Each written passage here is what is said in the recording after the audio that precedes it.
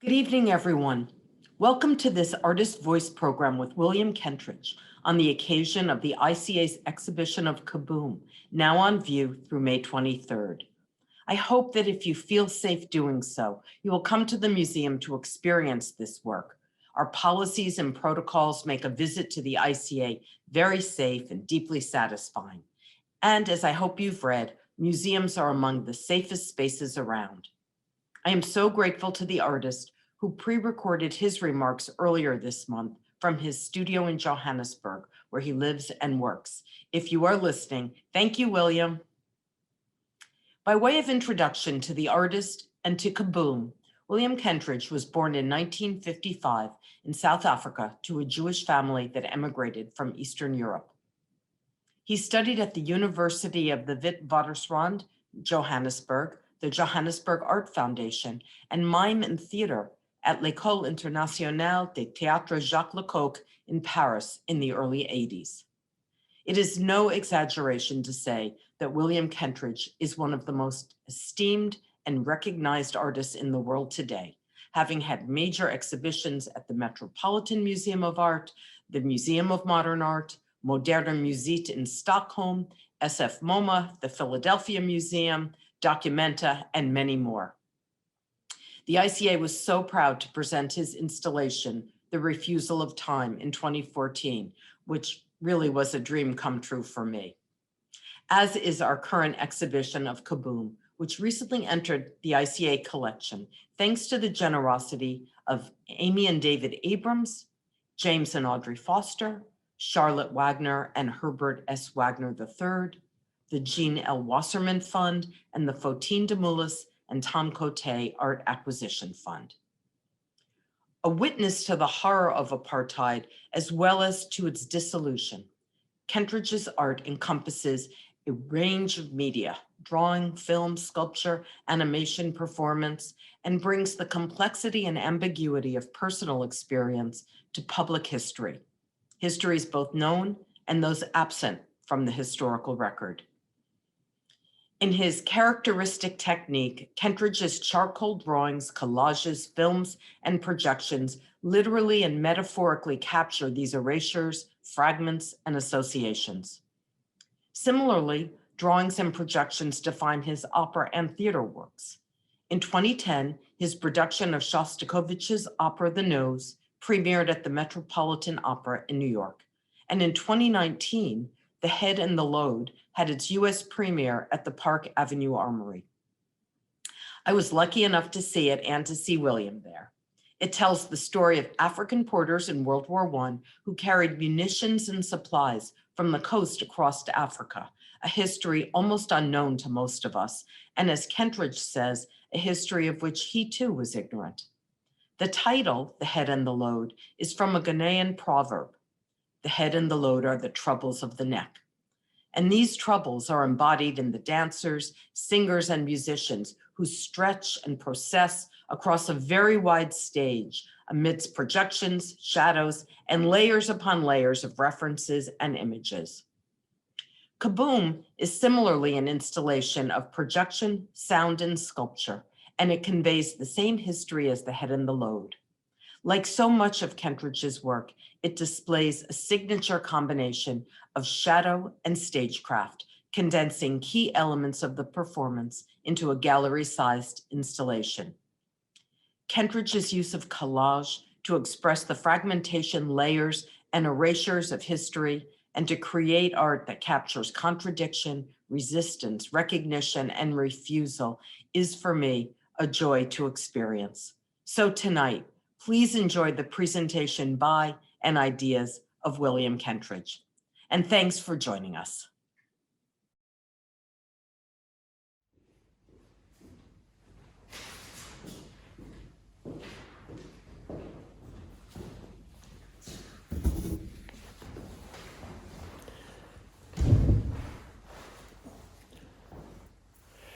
These are answers to questions concerning KABOOM and The Head and the Load. How did I arrive at the history of African porters conscripted into service in World War I as a subject? I'm always interested in the imperfection and the impurity of the origins of projects. In this case, The Head and the Load, the starting point was not an interest in the First World War or the porters in the First World War, but an invitation to a space, the space of the Park Avenue Armory, the enormous 85 yards of it, a possibility of working in a large processional piece, which also came out of something different, which came out of a project I'd done in Rome on the Tiber, which involved a procession of 600 yards along the banks of the Tiber River, which suddenly made this 50 meters, this 60 yards of stage in the armory seem like a miniature, manageable thing to do. I liked the military connotations of the armory. I was interested in the procession. There was an invitation or possibility of doing it in London at the Tate and of having a connection to the 1914-1918 centenary cultural celebrations or markings of that centenary. So it came to an idea of the military, this large procession, and the First World War. And then I thought, well, if you're doing that, I need to find a connection to the First World War and Africa, where we'll be making it with performers and composers and dancers from South Africa. And I knew about the sinking of the Mandia troopship which had South African conscripts on it, but not much else. Somehow during the initial reading about the First World War, I came across the references to these huge numbers of porters that carried the war material from the coast all the way across Africa for the war. And I thought this is a subject that intrigued me. It intrigued me because of my own ignorance. I was intrigued and angered at my own lack of knowledge about this fact.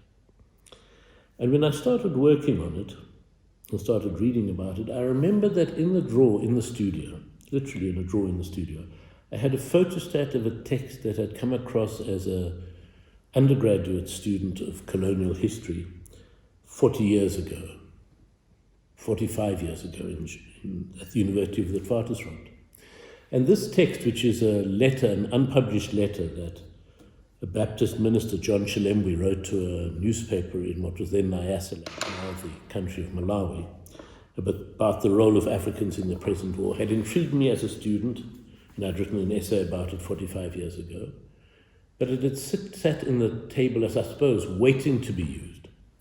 And I took it out and understood, okay, here was one of the hearts of the project we would be working on. So that was the root of material starting to come together. And then we knew it would be First World War, that period, so we thought about European high modernism combined with African choral traditions. The letter of Chilembwe, which is about why should Africans go to the war.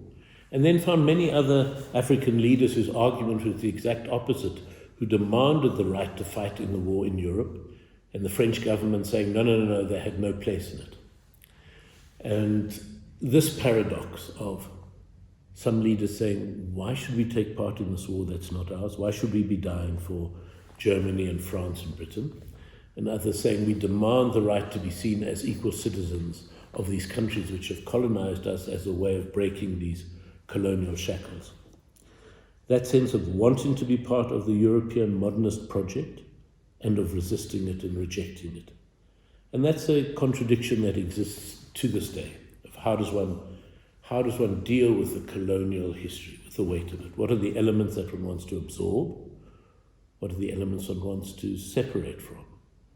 What is the frustration one has with oneself to the extent that one understands one is complicit in absorbing these influences which one feels should not be there? We know that attempts at going back to a pre-lapsarian state, a fictional idea of a pre-colonial state, are impossible and ill-guided, not possible at all. To imagine oneself going back to a situation in which you haven't heard the sounds, read the words, felt the constructions around you of your history, colonial or otherwise. Now, KABOOM fit into the larger process of making The Head and the Load. whenever there is a theatre project being made, there's a core group of people concerned from the beginning in making it. It will include the stage designer Sabine Tiernissen, costume designer Curator, for me very often the composer Philip Miller, in this project joined by Tutuka Sibisi, lighting designer Urs Schönebau, and Catherine Myberg, the video constructor. And we'd meet for a workshop in my studio in Johannesburg, which has two parts. It has a studio in the garden, where I'm talking now, and it has a larger, more industrial studio in the center of town, where we can work with many actors and larger projections. And in the studio in the garden, the house studio, we work with a model, usually about a 1 to 11 scale model. So it's a large model. It's 2.5 meters wide. It's this high. It's big enough for us to look at projections and sit between a tiny projector and the stage to actually see what we are doing. And on this, we would have cutouts of figures to say how could they mass, how could they shift, the objects which might be turned into scenic elements, questions of what are the sight lines, what do you see if you're sitting at the end of the stage to the other side of the stage. We can test projections out the whole width. And a lot of it is thought through in this. In the studio in town, there would be the runway, the large runway on which we could work with the shadows and the performers, where we could make a costume shop and a prop shop to build costumes and build the sets and to have musicians in. And that's so generally we would have 2 workshops per production at least, about 10 days each. And during these, in the evenings generally, we'd be with the model, testing out, looking at what we've done in the day, thinking it through, talking it through. And during the day, we'd be working with 30 or 40 people in the studio, of musicians, assistants, lighting, sound, all the people as you would with a large theatrical production. And this model, very often there are things in the model which are very beautiful, which you realize we're never going to realize in the full scale on stage.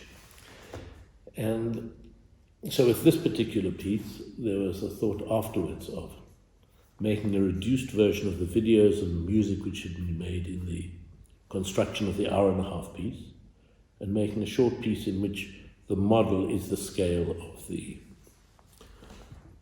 work. So it's both a reference to the model we actually made to work on the production, which is very flimsy and just held together with pins, it's not going to survive, but which has the scale and the openness of what it is to work on a project like that. There are many models. Each of the theatre productions has a model of a different scale. This is the one that we've taken most completely into turning into a sculptural projection, a piece in itself.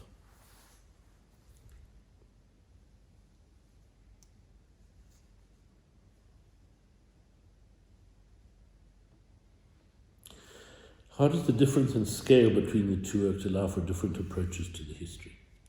Well, one of the big differences that in the 2 years since we made The Head and the Load, we've been able to do 15 or maybe 18 performances of the whole thing in 3 venues, in Holland, in London, and in New York. Our attempts to do it in Johannesburg have been thwarted by the pandemic. And so although we've had 3 different dates, we've tried to do it in Johannesburg. The pandemic, as we all know, has continued longer than people anticipated at the beginning. So the hope is still, in 18 months' time in Johannesburg, it will be possible. And at the end of the year, other venues in other parts of the world may be possible. Whereas KABOOM has been seen by many, many tens of thousands of people in museums such as yours, in Boston, but in other exhibitions, and has an ongoing life much beyond the live performance. Obviously, it's a different thing. It's not the 1.5 hours, it's a truncated version. But what it does is it puts still on the agenda these questions of Africa, the First World War, and of history as collage. So collage is a natural way of working for an artist in the studio, taking fragments from this drawing or that painting, combining them, cutting something up and putting something else with it. But it's not the way one normally thinks of history. So to say, using the principles of studio work, which is to say, in this case, collage, and discovering that it actually is a viable way of thinking about history was a discovery for us. That the piece wasn't only about what happens in the studio with the history as an excuse, but also does become about the history itself. And then makes the point of our construction of what we call history is always a collage. Highlighting this moment, abandoning that particular story, only being able to use these details, and from that making a provisional construction of a reality. What the studio does is makes that provisionality palpable. You are completely aware that this is a construction. Otherwise, when you watch a normal film or you read a history book, you assume. I'll go on talking even in the dark. This is a Johannesburg phenomenon. It's our power outages, which we're getting sort of once a day or once every 2 or 3 days. But in 22 seconds, the generator will kick in and we'll have lights again and I can go on being seen. In the studio here, it's not such an inconvenience because we do have a generator that will come on, hopefully. But in other contexts, it's extremely disruptive for people working. There we are. To go back to where I was.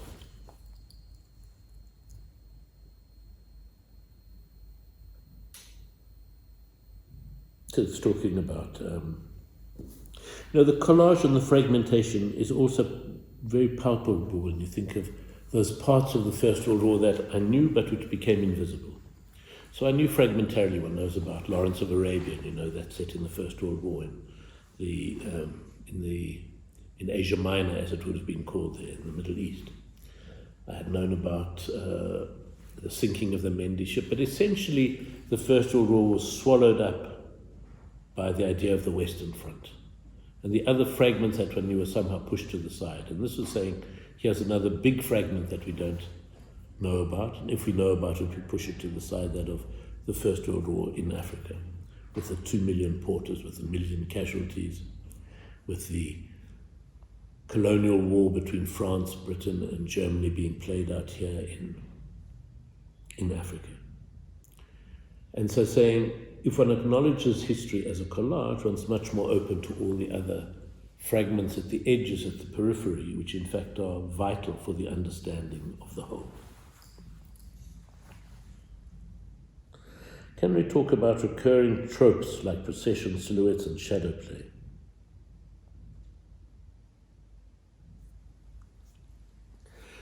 Processions have been present in my work a long time, very since the first production of Wozzeck in 1991, so 30 years ago, both as drawings, as animations, as elements of theatre performances. There's something about the lateral procession of people as opposed to a crowd coming towards you. If a crowd comes towards you, it's the same 8 people in the front of the crowd the whole way through. The leaders are there and the rest of the people are kind of invisible behind them. If you're watching a parade and you're standing on a pavement, what one is aware of is the muchness of it, of the different floats, of the different bands, of the different troops that go past. And so it's always a demonstration of extent, of mass, of number. And that's for me important in the processions, the range of people, the range of figures that go through the world, of occupations, of beliefs. And it's been in many projects. Each time I do a parade or a procession, I think, oh God, this is enough, too many processions. But each time we do a new one, there's something new to discover, a new pleasure. And even if it's the same pleasure, it changes, we hope, into something else. So I've told myself not to worry about repeating the same form of procession. Give the procession the benefit of the doubt, and it will either be repetitive or there will be something new. It can't be predicted, it can't be legislated, and it can't be determined by saying I will or won't do the same artistic action. Artistic action is like psychoanalysis, it's endless repetition of the same symptoms. in the hope that at some point some new detail will emerge and shift those symptoms, those neuroses, somewhere slightly differently, to a different place. Certain writings, Chilembe's unpublished letter, that we've spoken about, and the Paradoxes of Colonialism. There's the